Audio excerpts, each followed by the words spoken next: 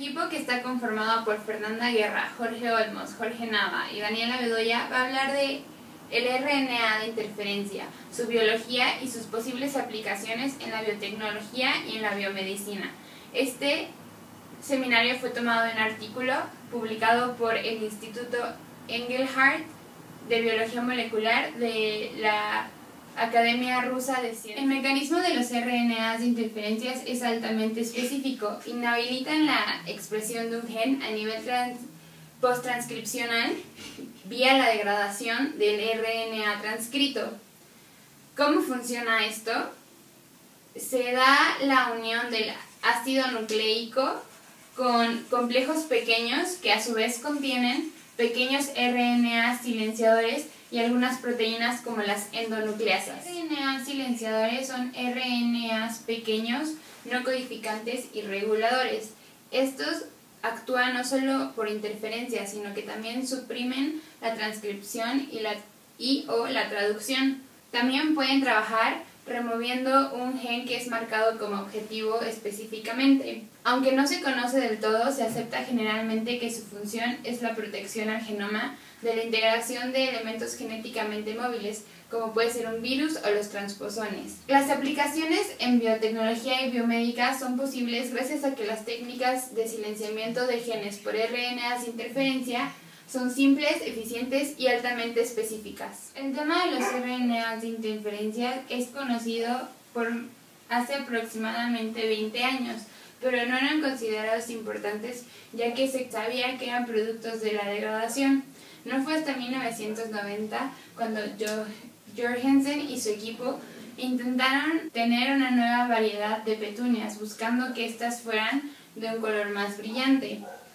Lo que hicieron fue modificar los genes para asegurarse que en la expresión hubiera un color violeta vibrante.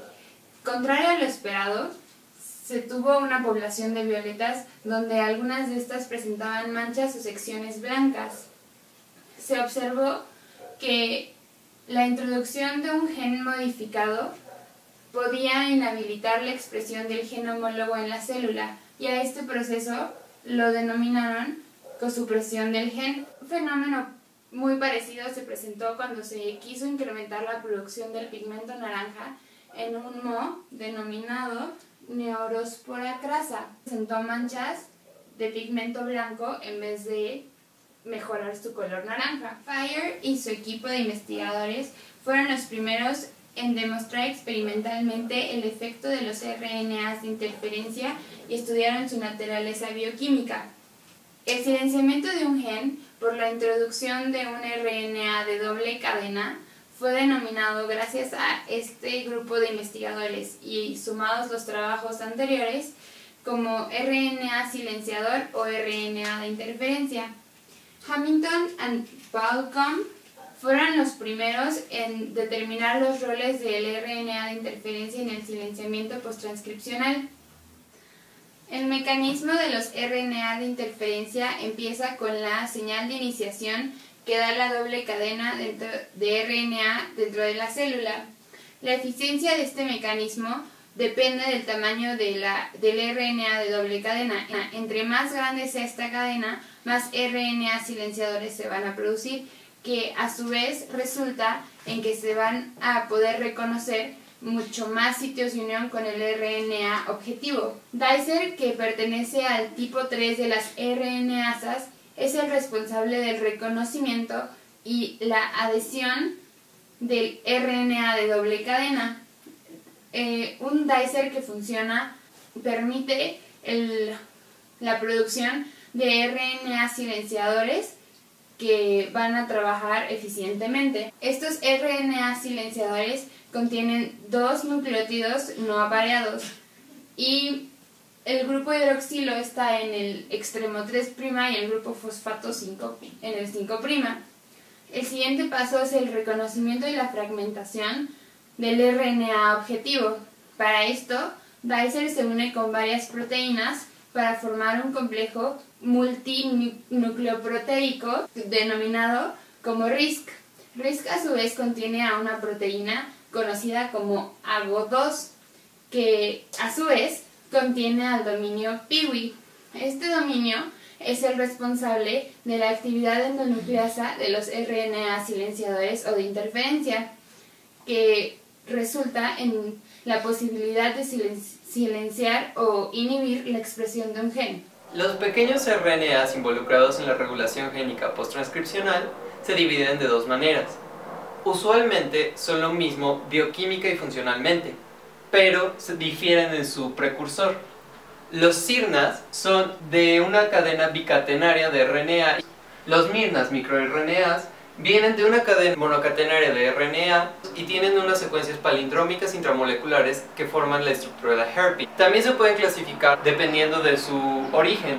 Hay exógenos que vienen de vectores virales o por inserción in vitro, o los endógenos que son producidos por la misma célula durante la transcripción. Bueno, ahora ya les voy a hablar de los sirnas producidos por infección viral. Están aquí algunos términos que vamos a utilizar a lo largo de la explicación. dsRNA son cadenas bicatenarias de ARN y RD-RP significa ARNs que dependen de la ARN polimerasa, y RIS, que es muy importante, que es un complejo de silenciamiento. El silenciamiento posttranscripcional es muy útil en plantas porque funciona como un eficiente antiviral. Se habla de las plantas porque en animales no se ha encontrado como evidencias de que esto pasa.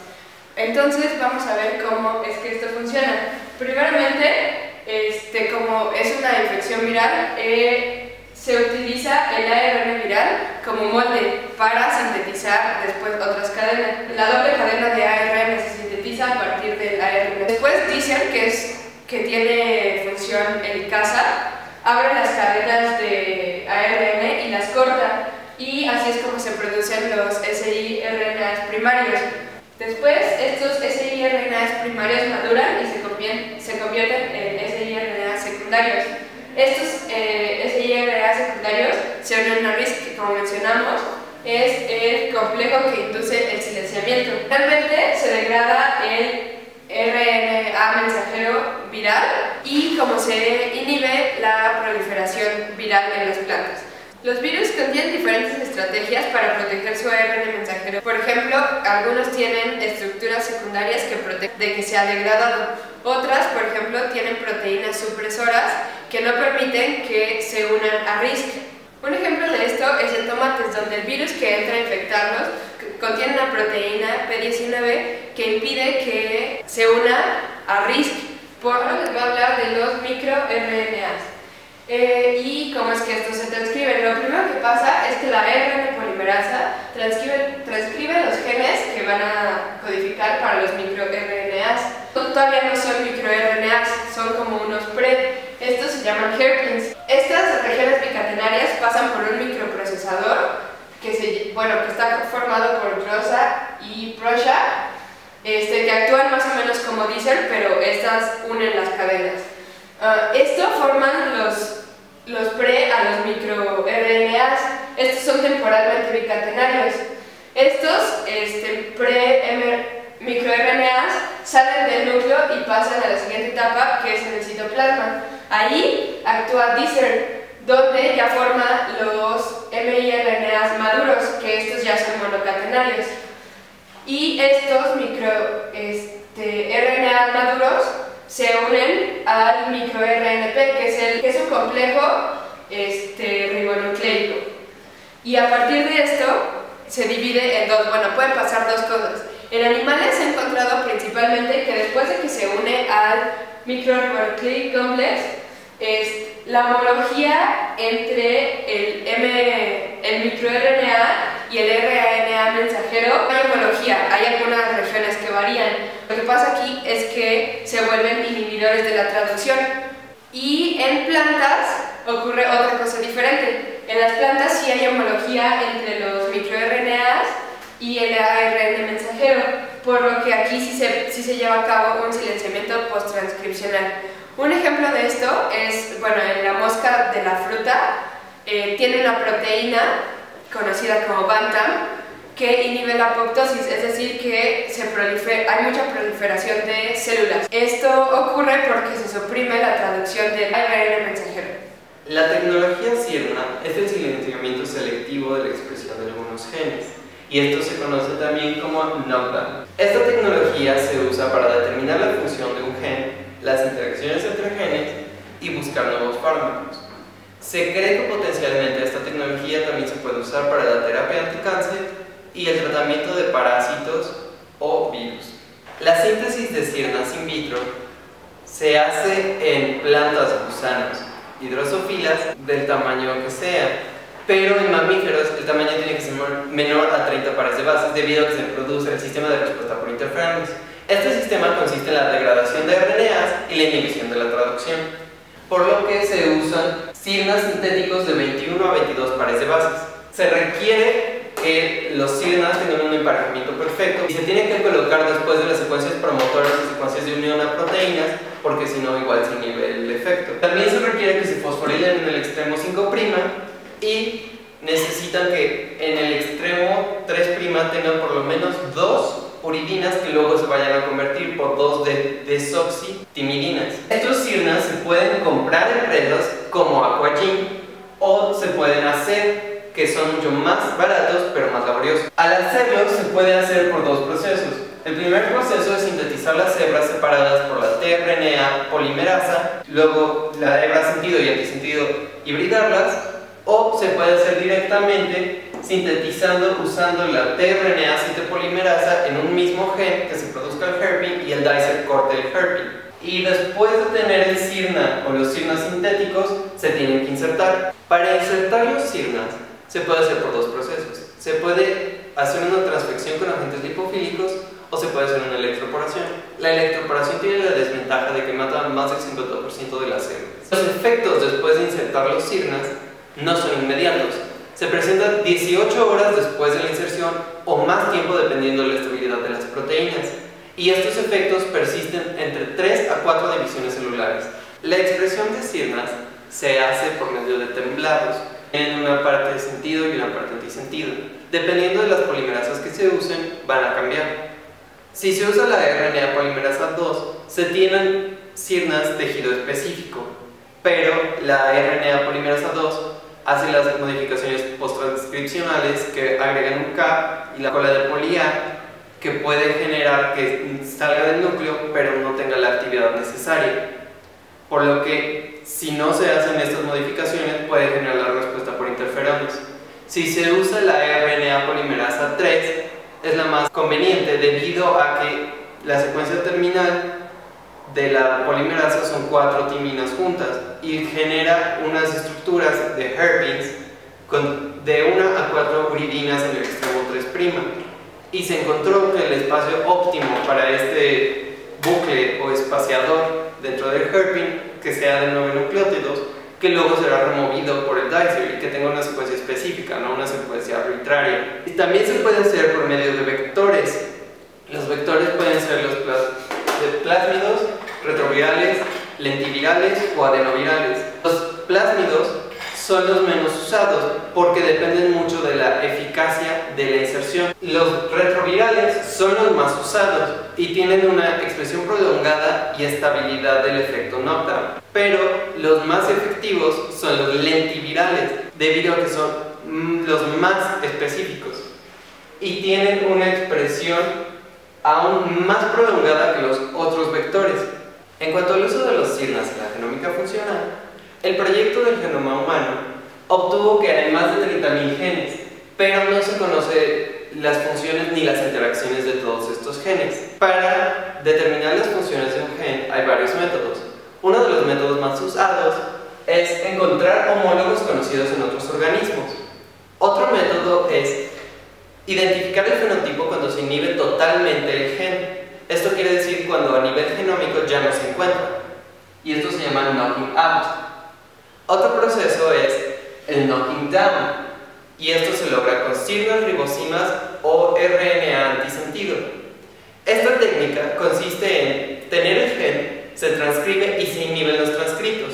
Esto ha sido una técnica muy efectiva, eficiente, barata y simple. Y en cuanto a Canorhabditis elegans, se tuvo que usar varios métodos. Uno de los métodos consiste en inyectar directamente RNA de doble cadena o sirnas en las gónadas. Otro método es tener los nemátodos y tenerlos creciendo en un cultivo que sirnas. Y el último método ha sido alimentando a C. elegans con bacterias productoras de sirnas. Y los resultados han sido los genes reguladores de la estabilidad del genoma y los genes reguladores del tiempo de vida. En cuanto a Drosophila melanogaster, se ha encontrado por medio de la inyección local de sirnas los genes que codifican para la transducción de señales y el desarrollo embrionario.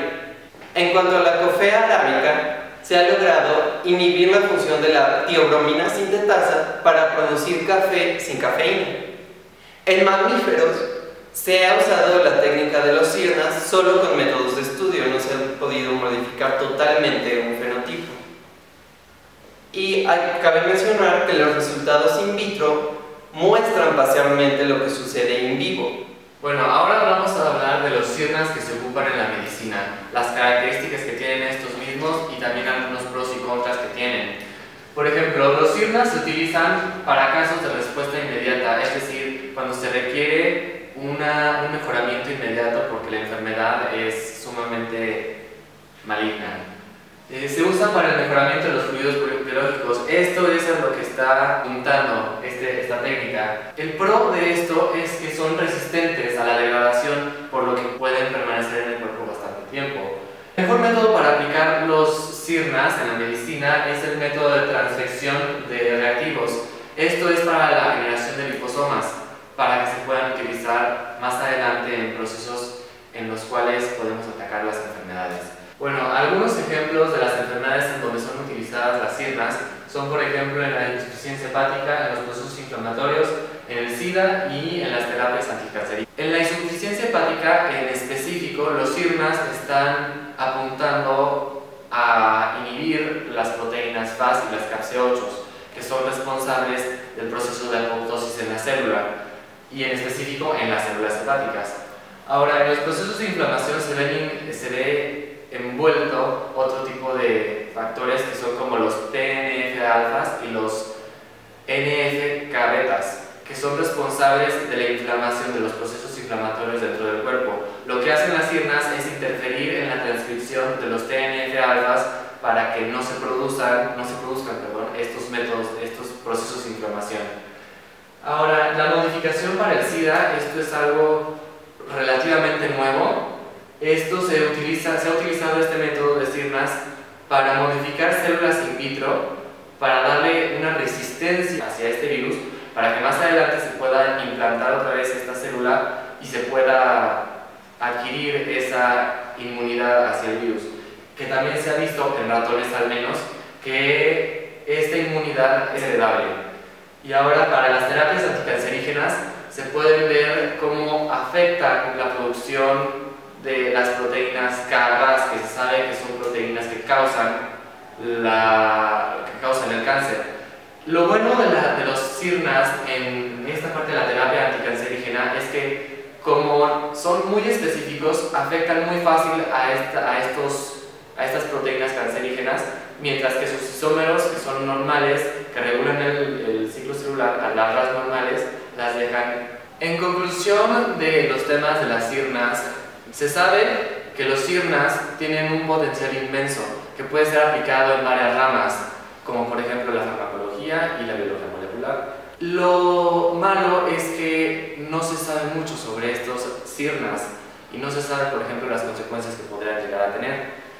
Algo también bastante inconveniente es que los métodos de tratamiento con sirnas son bastante caros, ya que se requiere de varias dosis y pues el costo de estas dosis es bastante elevado, pero tienen mucho potencial. Y eso sería todo. Muchísimas gracias.